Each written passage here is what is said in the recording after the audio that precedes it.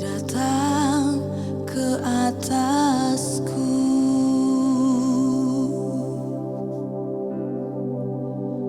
Roh Kudus yang manis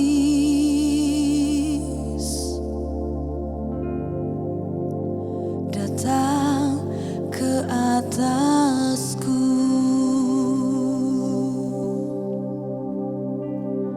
Roh Kudus yang manis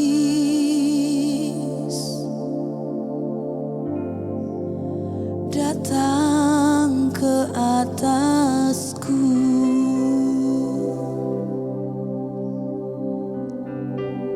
Roh Kudus yang manis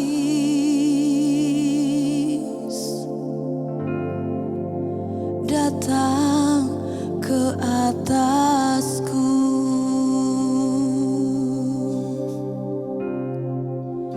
Datang penuhiku,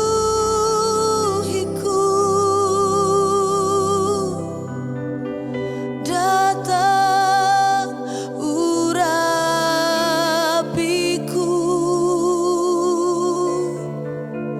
datang segarkanku.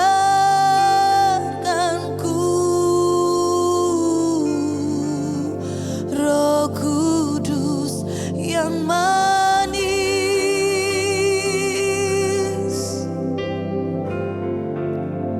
datang penuhiku,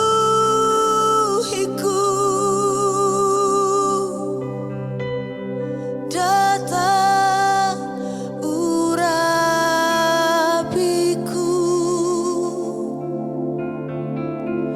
datang segarkanku.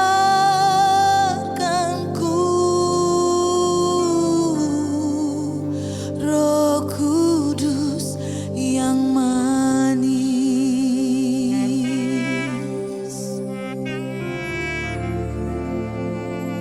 datang penuhiku,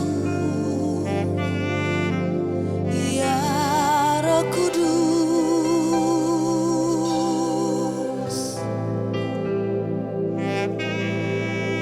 datang urapiku,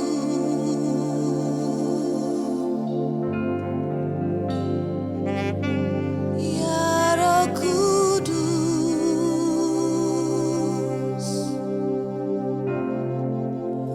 Roh Kudus yang manis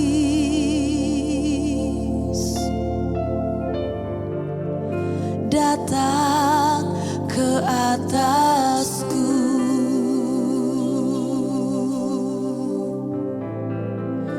Roh Kudus yang manis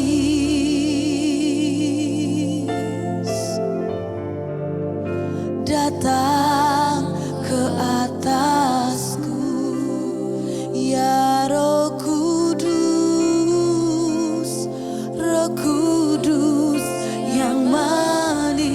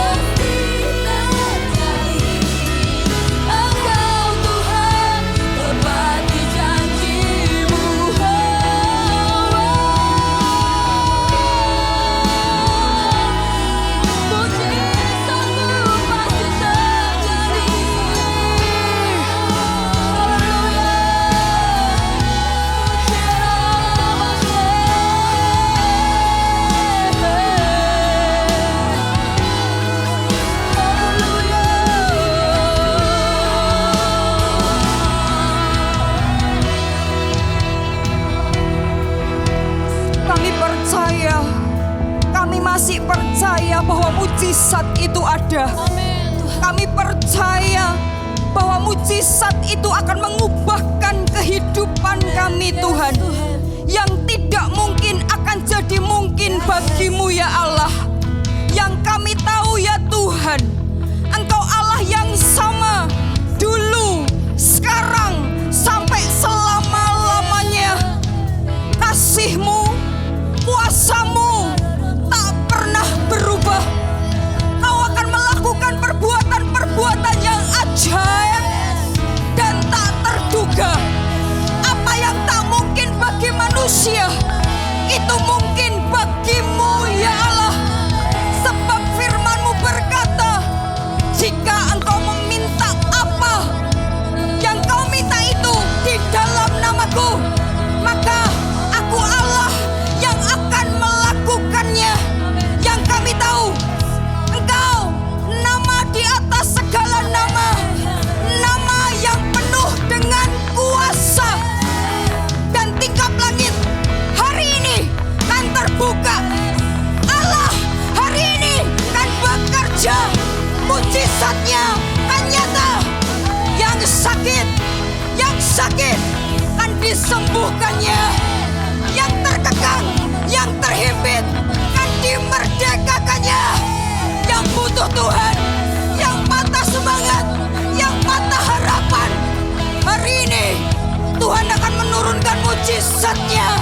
Saat ini terilah mujizat itu hanya oleh satu nama, nama yang penuh dengan kuasa, di dalam nama Yesus Kristus. Tuhan, terima. Terima.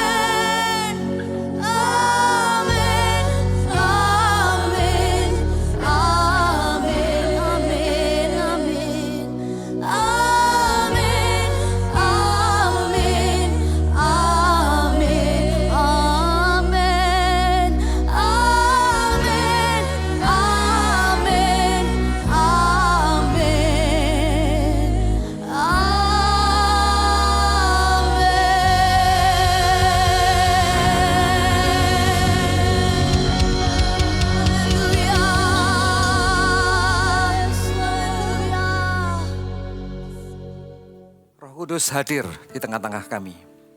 Hari ini Allah yang sama hadir di ruangan ini, hadir juga di rumah Anda, mulai dari tempat di mana Anda melihat tayangan ini, sampai ke ujung-ujung di rumah Anda.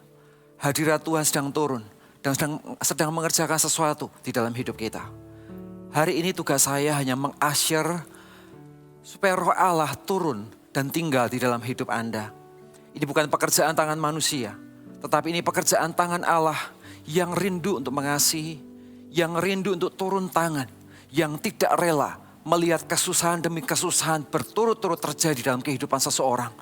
Dia adalah Allah yang mungkin untuk sesaat mengizinkan sesuatu yang mungkin gak nyaman itu terjadi. Tapi tak selamanya keadaan itu terus akan diizinkan oleh sorga. Sorga menginginkan supaya hidupmu lepas dan mengalami pemulihan. Sorga menginginkan supaya engkau tinggal dalam kesembuhan. Kesembuhan untuk sakit penyakitmu. Kesembuhan untuk ekonomimu. Kesembuhan untuk situasi hati yang mencengkram semikian rupa dan kau gak bisa lepas dari keadaan itu. Hanya hadirat Allah, hanya ujung jubahnya. Ketika kita melihat hadirat Allah, maka disitulah pemulihan demi pemulihan Tuhan buka dan merebut hidup kita untuk kembali kepada rencananya yang semula.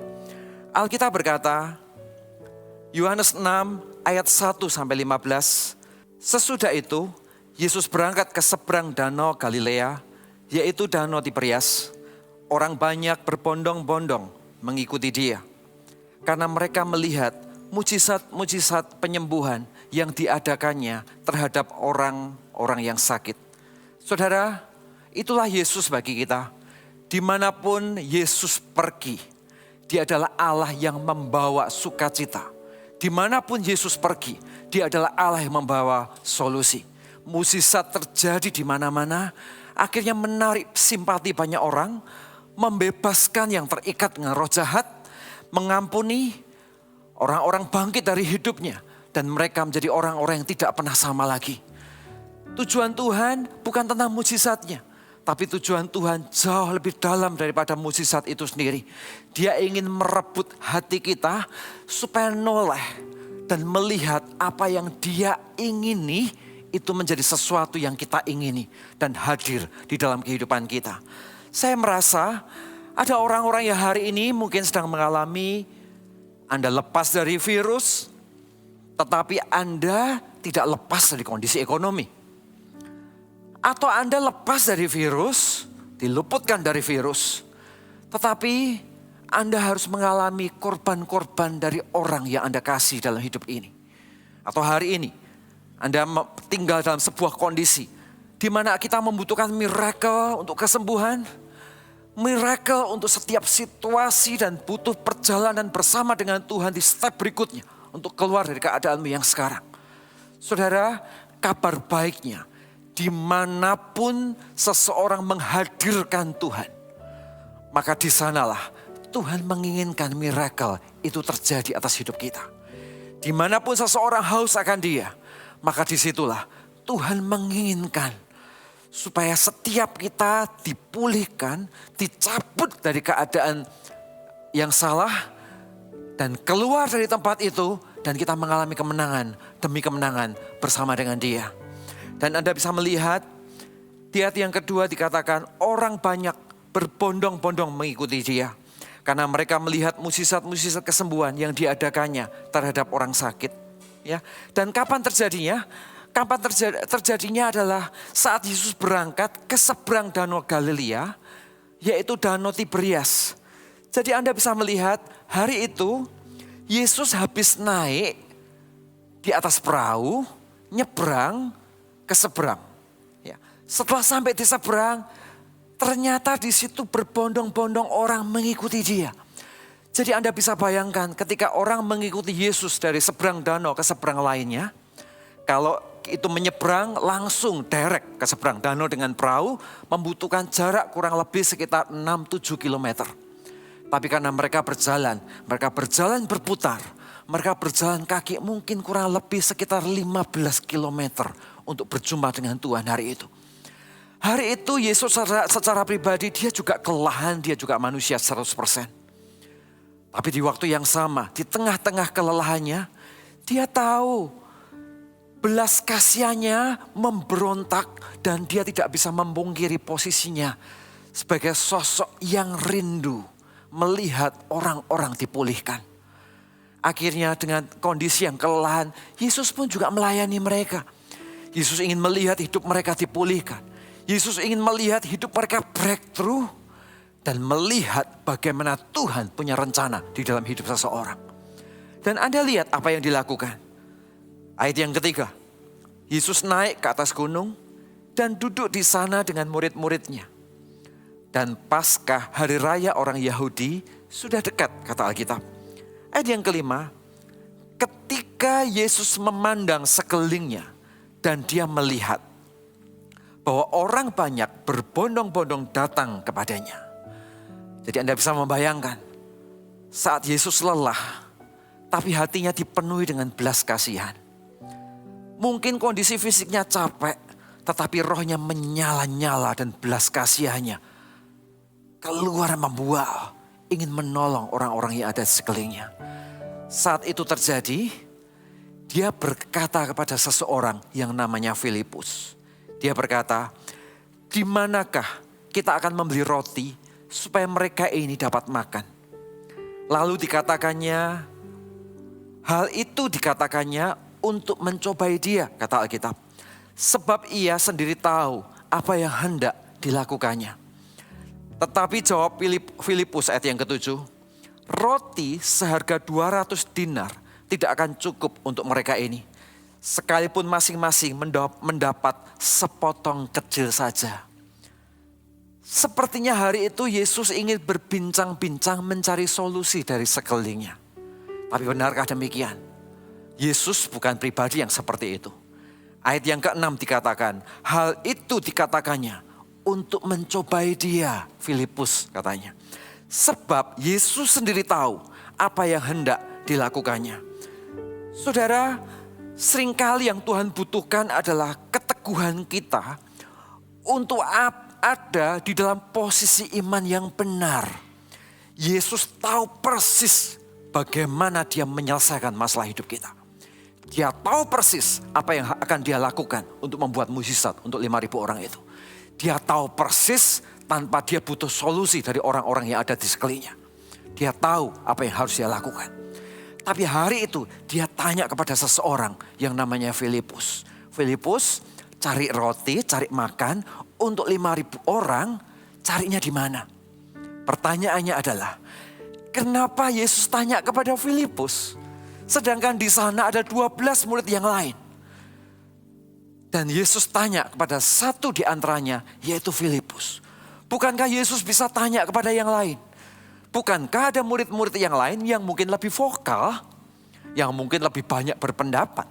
Tapi kenapa Yesus hari itu tanya kepada seseorang yang namanya Filipus? Yohanes berkata Yohanes 1 ayat 44 berkata, Filipus itu berasal dari Betsaida, kota Andreas dan Petrus. Jadi kenapa Yesus tanya kepada Filipus? Alasannya sederhana. Karena Filipus adalah orang Betsaida. Dan Betsaida adalah tempat di mana kejadian itu terjadi. Jadi hari itu Yesus tanya kepada seorang Filipus, di mana Filipus sedang ada di kampung halamannya. Yesus tidak pernah tak salah orang ketika dia bertanya. Yesus tahu persis, Filipus ini adalah kampung halamanmu. Filipus dalam situasi seperti ini, dan engkau adalah orang yang dari kampung halaman ini, engkau adalah orang yang paling punya potensi untuk menjawab situasi dan keadaan hari itu. Yesus gak pernah salah. Dan apapun yang terjadi dalam hidup kita, Yesus tahu persis sampai di mana kekuatan kita. Yesus tahu persis bagaimana keadaan hati kita. Dia tahu persis. Sama seperti Yesus bertanya kepada Filipus hari itu. Yesus tahu persis bahwa Filipus adalah seseorang yang dari kampung halamannya, dari Betsaida. Dia adalah orang yang tepat, yang punya solusi pada saat itu. Tapi yang luar biasa adalah Anda tahu jawab Filipus. Filipus berkata, roti seharga 200 dinar tidak akan cukup untuk mereka ini. Sekalipun masing-masing mendapatkan sepotong kecil saja. Inilah problemnya.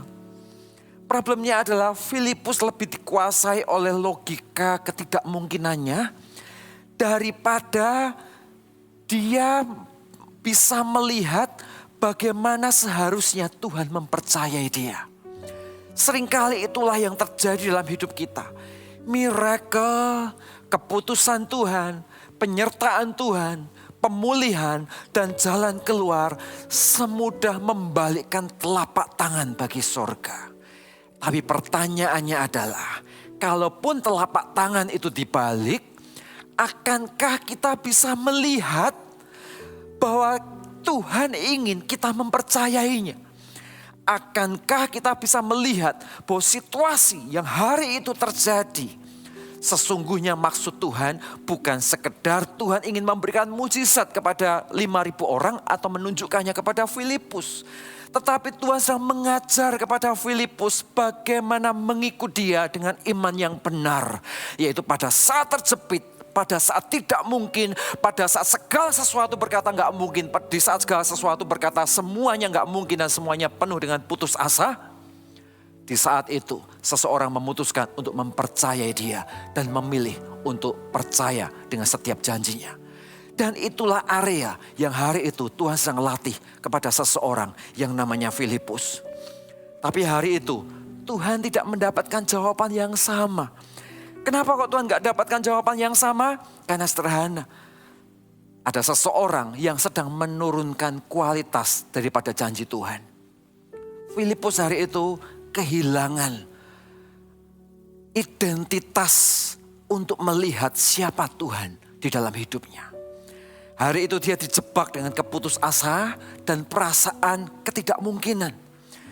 Dia merasa gak ada jalan keluar. Dia merasa dirinya gak berguna. Dia merasa kehilangan semangat untuk mengalahkan keadaan yang hari itu terjadi. Dia dikuasai oleh perasaan tidak diperhatikan, tidak ditolong. Nggak ada orang atau situasi yang bisa tolong dia. Saudara, situasi dan belief system yang seperti ini akan menghancurkan iman yang Tuhan taruh di dalam hidup kita. Area inilah yang membuat mujizat yang sudah di depan mata tiba-tiba nggak terjadi. Karena kita memutuskan untuk tidak percaya. Pemulihan yang Tuhan sudah tawarkan di depan kita, bukan Tuhan tarik kembali.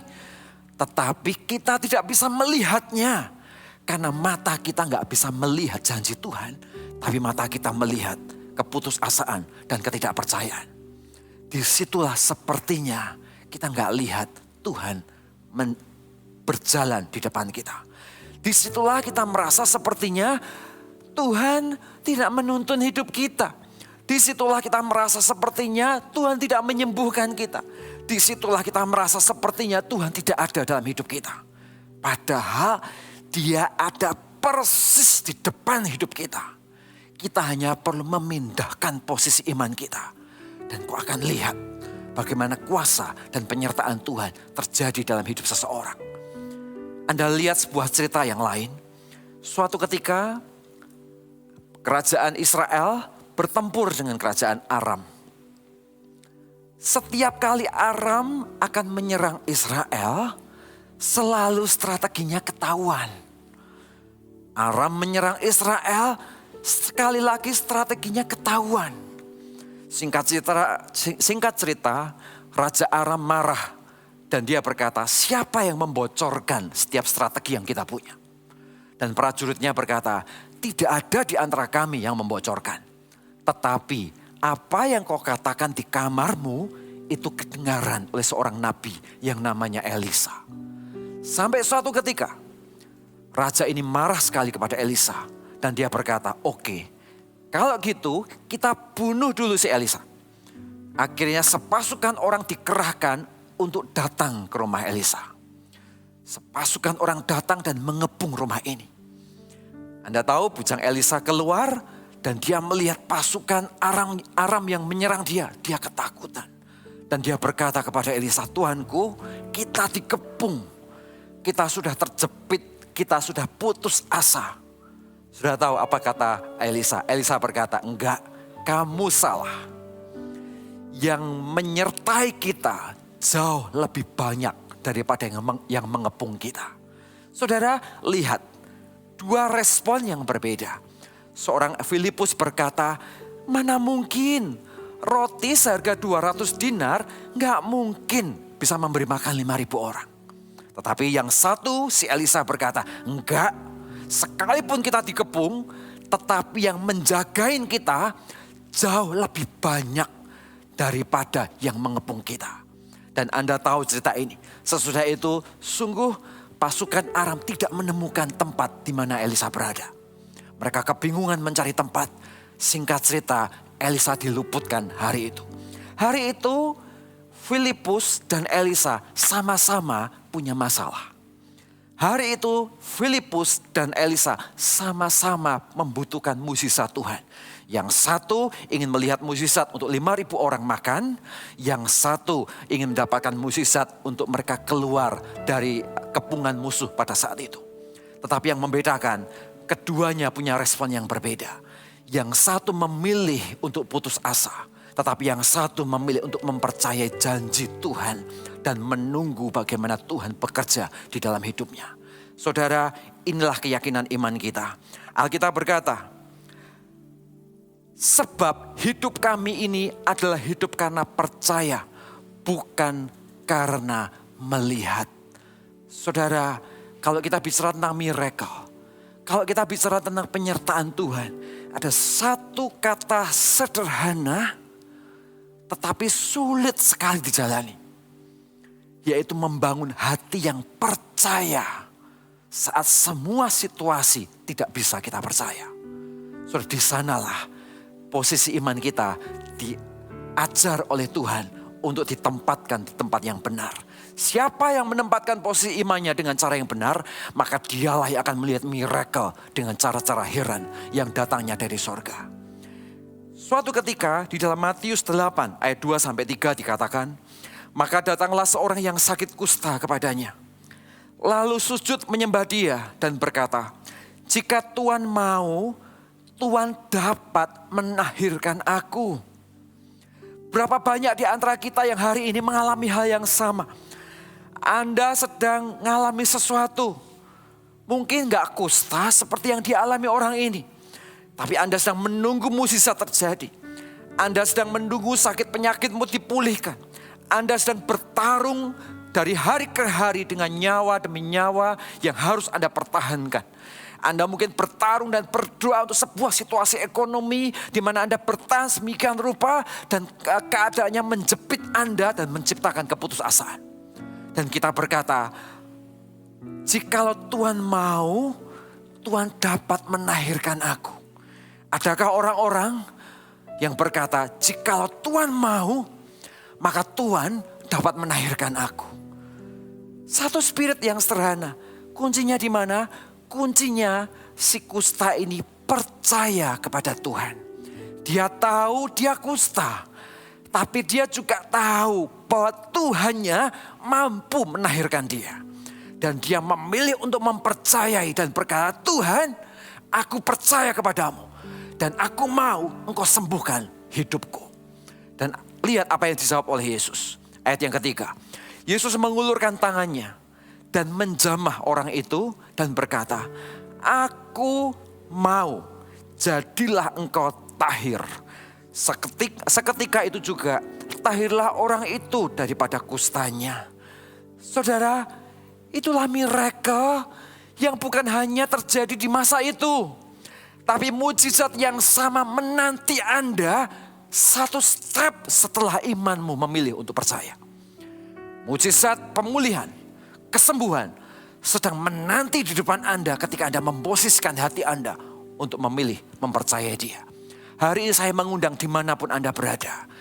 Taruh posisi iman Anda bukan di tempat yang putus asa. Bukan digantungkan dengan cara menyalahkan orang lain atau menyalahkan keadaan. Bukan digantungkan dengan bergantung pada situasi tertentu. Tapi taruh posisi imanmu di dalam sebuah janji Tuhan. Di mana kita tahu kita punya Tuhan yang hidup. Kita punya Tuhan yang mengasihi. Kita punya Tuhan yang rindu memulihkanmu sama seperti hatimu begitu rindu mengalami pemulihan. Belas kasihan Allah rasanya ingin meledak dan merangkul hidup Anda karena Dia adalah Allah yang mengasihi hidup Anda.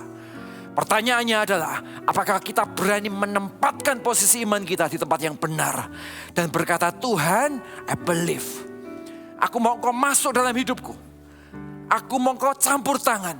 Aku mau Engkau melatih hatiku untuk punya iman dan mempercayai. Aku mau Engkau mentahirkan bisnisku.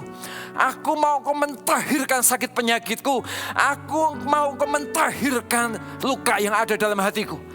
Dan di tengah hati yang berseru yang seperti ini, Dia adalah Allah yang menyergap dan memberikan pemulihan yang terjadi di dalam kehidupan kita. Dimanapun Anda berada, kasih karunia, hadirat Allah sedang menyergap dan mendatangimu satu persatu di kamar-kamar doa Anda.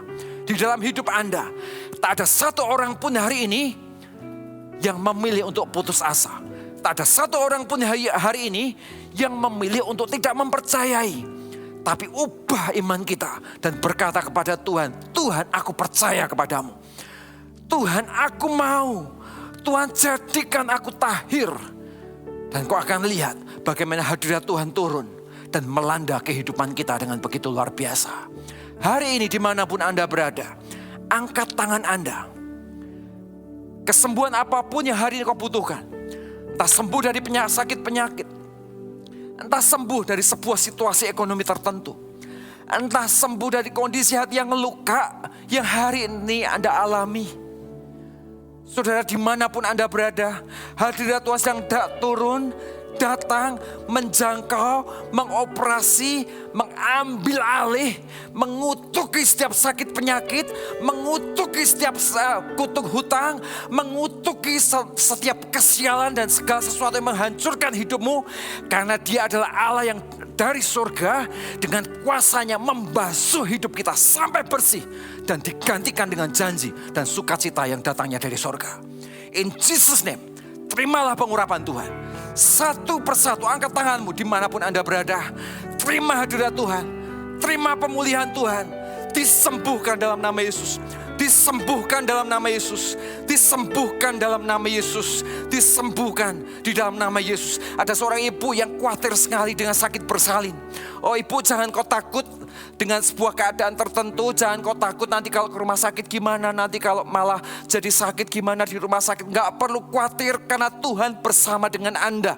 Yesus mengasihimu, Yesus memberikan rasa aman. Kau akan melahirkan bayi wanita dan dia akan lahir dengan segar, bugar dan penuh dengan keceriaan. In Jesus name, dalam nama Yesus, dalam nama Yesus, tumor aku kutuki, tumor di dahi sisi kanan, aku kutuki dalam nama Yesus. Aku kutuki kuasamu, aku perintahkan mengkerut, aku perintahkan mati sel-selnya dalam nama Yesus. Dan biarkan digantikan dengan kesembuhan. Digantikan dengan sel-sel yang baru. Digantikan kuasa dan pemulihan. In Jesus name. Dalam nama Yesus. Dalam nama Yesus. Ada orang-orang yang dijerat hutang. Engkau dijerat hutang karena kesalahan masa lalu. Saudara, hutang Tuhan punya kemampuan untuk memulihkan. Tuhan punya kemampuan membalikkan segala sesuatu dan kembali kepada kilometer berikutnya. Tetapi segera kau selesaikan apa yang harus kau selesaikan bersama dengan Tuhan. Kalau ada integritas masa lalu yang dilanggar, datang ke dalam hadirat Tuhan, bertobat, jangan kembali ke kubangan yang sama dan membuat hutang yang baru. Tapi justru pergilah ke hadirat Tuhan, hadapi hutangmu, kau akan lihat Tuhan buka jalan atas kehidupanmu. In Jesus name, hamba minta kekuatan Tuhan, kau taruh di hati Bapak ini ya Tuhan. Hamba minta kekuatan ilahi dilepaskan di dalam hidupnya di dalam nama Yesus. Yes Tuhan. Tuhan, hari ini hamba berdoa. Biarkan tangan Tuhan menjangkau hati kami. Jauh lebih dalam daripada sekedar mujizat. Jauh lebih dalam dari apa yang Tuhan sedang bagikan di dalam hati kami. Dia adalah Allah yang rindu supaya anaknya bisa ngerti apa yang ada di hatinya. Hari ini hamba berdoa ya Tuhan, lahirkan hati yang bertobat. Lahirkan hati yang berbalik. Lahirkan hati yang mencari Dia. Lahirkan hati yang menginginkan Dia secara sungguh di dalam hidupnya. Sehingga bersama dengan mujizat, orang-orang dipulihkan dan mendapatkan mujizat yang jauh lebih besar, yaitu kekekalan dan keselamatan. Mendapatkan mujizat yang jauh lebih luar biasa, yaitu damai sejahtera untuk dia menjalani sisa hidupnya di dalam takut akan Tuhan.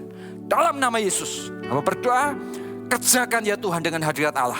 Kerjakan rencanamu, bangun orang-orang ini dan bangkitkan kembali hati orang-orang benar untuk tumbuh di dalam kehendak Allah. Hidupkan kembali spirit yang mati, dicurai dengan Roh Kudus, dan diberikan hati untuk bertobat, untuk mengasihi, untuk hidup dalam kehendak Allah, dan untuk mengambil resiko di dalam sebuah ketaatan yang ujungnya adalah pemulihan demi pemulihan yang menolong hidupnya untuk mengalami kemenangan bersama dengan Dia.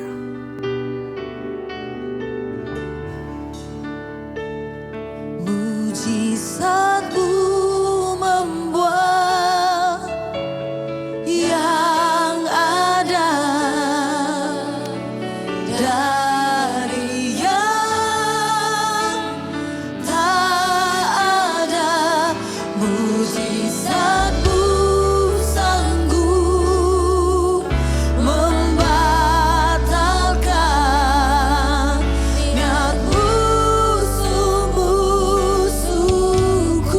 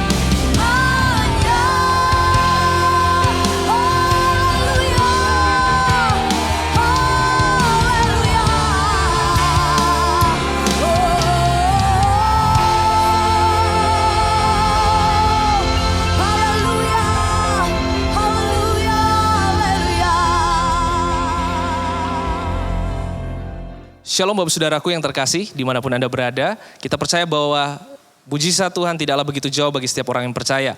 Tuhan memberikan kepada Anda janji dan jaminan penyertaannya. Secara khusus untuk setiap Anda yang join Worship Night pada malam hari ini, mari menjadi saksi dengan cara menceritakan kepada kerabat Anda pengalaman rema Tuhan, pesan dari Tuhan yang Anda dapatkan dari Worship Night pada malam hari ini. Ataupun Anda dapat menuliskannya pada kolom komentar di channel GMS Sulawesi, Maluku, dan Papua.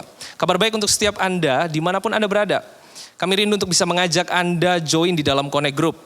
Connect Group adalah komunitas rohani yang di dalamnya kita dimuridkan, mengenal satu dengan yang lain, kita bertumbuh ke arah Kristus hingga mengalami perubahan hidup.